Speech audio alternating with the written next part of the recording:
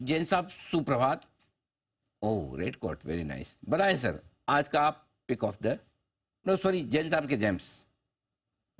Thank you sir, thank you very good morning Anil ji. और आज markets तो लाल और हरे के बीच में जूझ रहा है, बट लेट्स सी। और आपने एक बहुत अच्छी बात आज सुबह बोली कि जो अच्छे एमएनसी स्टॉक्स है और भले बड़े भाव वाले स्टॉक्स है उन पे ध्यान देना चाहिए। और उसी तर्ज पे कई स्टॉक्स हमने देखे हैं, बट यस, जेम्स में जनरली में उतने बड़े जैन मार्केट जैन साहब, एक मिनट एक मिनट, जैन साहब, दीप आपको कुछ कहना चाहता है। जी दीप, आप ही बताइए जरा। दीप को भी एक भी, हाँ हाँ जी दीप, सुनिएगा जरा ध्यान से। आई थिंक जैन साहब और बाकी सारे एक्सपर्ट्स भी कई बार कह चुके हैं, अनिल जी भी कई बार कह चुके हैं कि मैं बाजार तो जानता हूं बट अपने एक्सपर्ट्स को ज्यादा जानता हूं।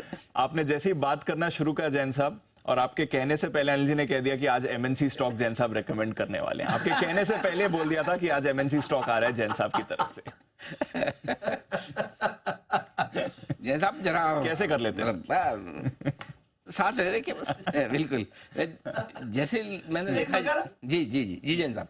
अनिल जी, मैं सुबह ये चीज सोचा कि जो मैं कल शाम को रिसर्च करते टाइम पे सोच रहा था, अनिल जी आज सुबह कैसे बोले। ये लो और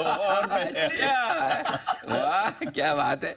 मैं तो 3 दिनों से बड़े, मैं तो परसों भी फाइजर दे चुका हूँ।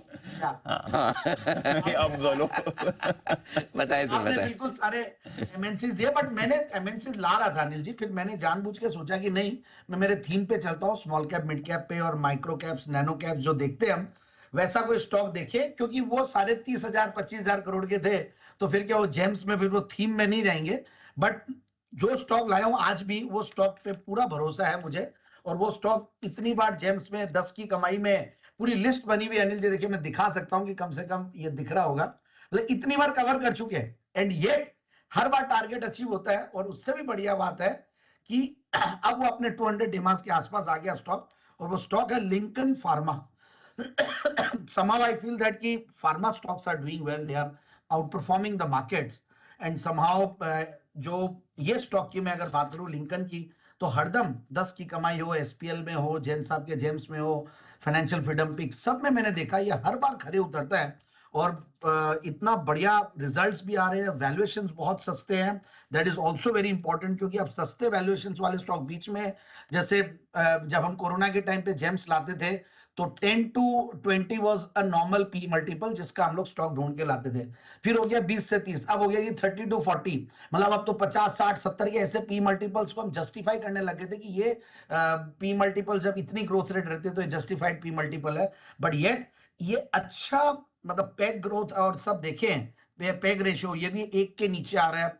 फिर आपके इसकी ग्रोथ देखें, पिछले 3 साल की प्रॉफिट की कैगर तो 14-15% है, सेल्स की कैगर 11-12%, और कंसिस्टेंटली कंपनी ग्रो कर रही है, so that is more important. अब फार्मा में करती क्या, देखिए ये बेसिकली अलग अलग फॉर्मुलेशंस बनाती है, करीब अच्छे खासे इनके प्रोडक्ट्स रजिस्टर्ड है, मतलब, और प्लस जो ये एक्सपोर्ट्स मार्केट्स है इनके, ये बहुत प्रॉफिटेबल मार्केट्स में काम करती है। East and west Africa, central and Latin America, south east Asia, यहाँ पे जनरली मार्जिन हायर रहते हैं, अफ्रीकन कंट्रीज में और लैटिन में, और 90 से ज्यादा कंट्रीज में ये लोग अपने एक्सपोर्ट्स करते हैं। एंड मैं देख रहा था इनके अभी रिजल्ट तो बहुत बढ़िया, और रेटिंग्स, क्योंकि क्या होता है कि छोटी फार्मा कंपनी है तो रेटिंग्स भी इंपॉर्टेंट होती है, और वो भी अच्छी क्रेडिट रेटिंग्स है, और कंपनी के ऑलमोस्ट, मतलब नेग्लिजिबल डेट, मतलब जीरो डेट है, 1 करोड़ का डेट है।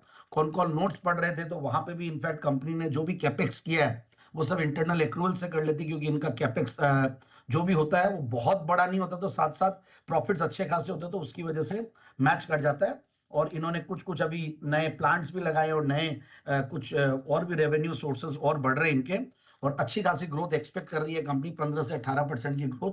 अब मैं आता हूँ क्वार्टरली रिजल्ट्स पे, तो 15, मतलब 19 करोड़ के पैट के सामने 24 करोड़ का पैट था, और हाईएस्ट एवर टीटीएम बेसिस पे कंपनी बैठी हुई है, करीब 100 करोड़ के लगभग का प्रॉफिट्स, और कंपनी है 1300 करोड़ की।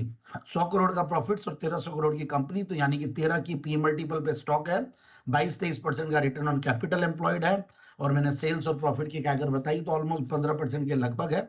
तो आई फील ये एक अच्छा स्टॉक है। एफआईआईज डीआईज बहुत ज्यादा होल्ड नहीं करते, बट फिर भी 4% के लगभग है, एंड मुझे ऐसा लगता है कि स्टॉक में बिल्कुल इन लेवल्स पे ले, और टारगेट में शुरू में देना भूल गया, सॉरी, बट यस 750 790 के टारगेट्स के लिए स्टॉक को लेना चाहिए। ऊपर 814 के हाइज दिखाया हुआ है, वहां से करेक्ट होके ऑलमोस्ट अपने 200 डेमास के आसपास है, तो क्वेश्चन भी अच्छा है, और मार्जिन ऑफ सेफ्टी भी है, रिस्क रिवॉर्ड रेशियो बढ़िया है, बिल्कुल इन लेवल्स पे ले।